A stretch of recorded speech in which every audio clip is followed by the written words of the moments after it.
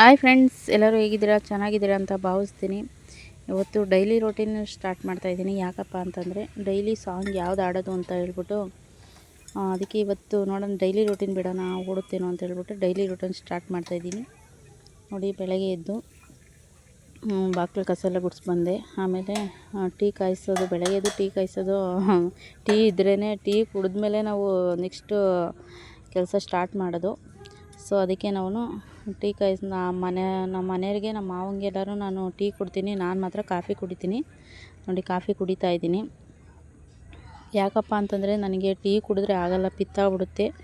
So ಅದಕ್ಕೆ ನಾನು ಕಾಫಿನೇ ಕುಡಿಯೋದು.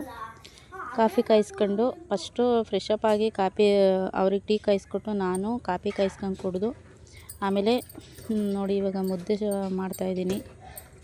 ಯಾಕಪ್ಪ ಅಂತಂದರೆ ಬೆಳಗ್ಗೆನೇ ಮುದ್ದೆ ಮಾಡ್ತೀನಿ. ಯಾಕಪ್ಪ ಅಂತಂದರೆ ನಮ್ಮ ಮನೆಯವರು ಊಟ ತಗೊಂಡೋಗ್ತಾರೆ ಕೆಲಸದಕ್ಕೆ. ಸೊ ಅದಕ್ಕೆ ನಾನು ಬೆಳಗ್ಗೆನೇ ಮುದ್ದೆ ಮಾಡಿಬಿಡ್ತೀನಿ. ರಾತ್ರಿ ಸಾಂಬಾರು ಇದ್ದರೆ, ರಾತ್ರಿ ಅನ್ನ ಇದ್ದರೆ ಕಳ್ಸೋಕ್ಕಾಗಲ್ಲ. ಸೊ ಅದಕ್ಕೆ ನಾನು ಮುದ್ದೆ ಮಾಡಿ ಬೆಳಗ್ಗೆನೇ ಮುದ್ದೆ ಮಾಡಿ ಸಾಂಬಾರು ಮಾಡಿ ಕಳಿಸ್ಬಿಡ್ತೀನಿ. ಅವ್ರಿಗೆ ಒಂದು ಮುದ್ದೆ ತಿಂದ್ಬಿಟ್ಟು ಹೋಗ್ತಾರೆ. ಆಮೇಲೆ ಒಂದು ಮುದ್ದೆ ನಾನು ಬಾಕ್ಸಿಗೆ ಹಾಕಿ ಕಳಿಸ್ತೀನಿ. ಯಾಕಪ್ಪ ಅಂದರೆ ಅನ್ನ ತಿಂದರೆ ಕೆಲಸ ಮಾಡತ್ತವ, ಅನ್ನ ತಿಂದರೆ ಕರ್ಗೋಗ್ಬಿಡುತ್ತೆ.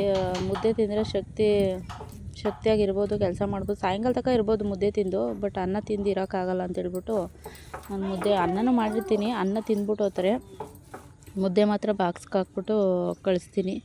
ನೋಡಿ, ಇವಾಗ ಮುದ್ದೆ ಮಾಡ್ತಾಯಿದ್ದೀನಿ.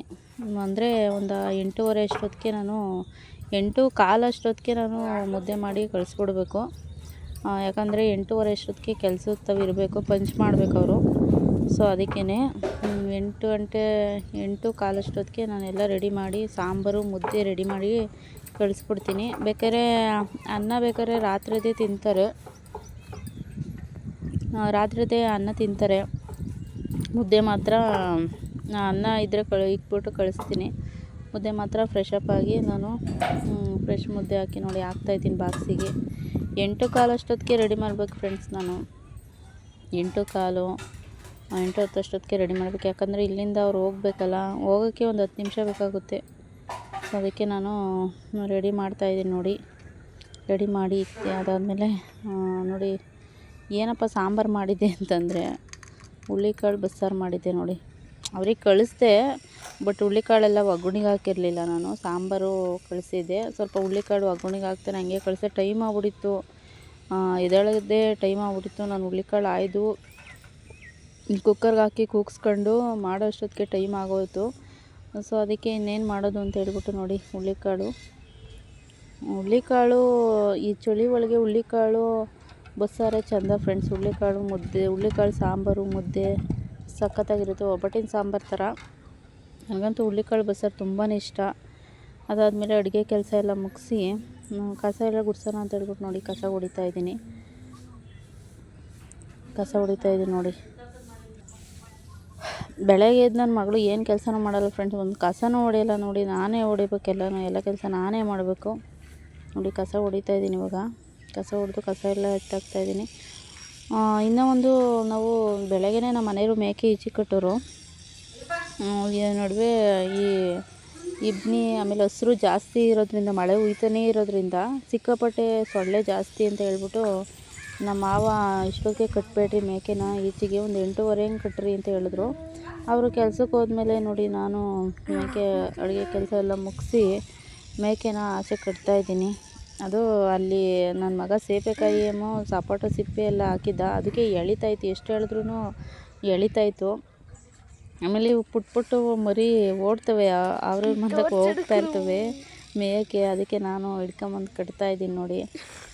ಆಮೇಲೆ ಇದು ಅಷ್ಟೇನೆ ವೈಟು ಓಡೋತಾ ಇರ್ತದೆ. ಅದಕ್ಕೆ ಇದು ಮಾತ್ರ ಈ ಬ್ಲ್ಯಾಕ್ ಕಲರ್ ಮರಿ ಎಲ್ಲೂ ಹೋಗಲ್ಲ, ನನ್ನ ಹಿಂದೆನೇ ಇರುತ್ತೆ. ಮಳೆ ಬಂದ್ರೂ ಅಷ್ಟೇ ನನ್ನ ಜೊತೆನೇ ಇರುತ್ತದು. ನೋಡಿ, ಕಟ್ತಾಯಿದ್ದೀನಿ.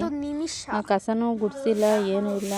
ನೋಡಿ, ಇವಾಗ ಕಸ ಎಲ್ಲ ಗುಡಿಸ್ತಾ ಇದ್ದೀನಿ. ಮೇಕೆ ರೂಮಿಂದು ಕಸ ಎಲ್ಲ ಹೊಡೆದು ಕಸ ಎತ್ತಾಕ್ಬಿಟ್ಟು ನಮ್ಮ ಮನೆಯವರೇ ಎತ್ತಾಕೋರು.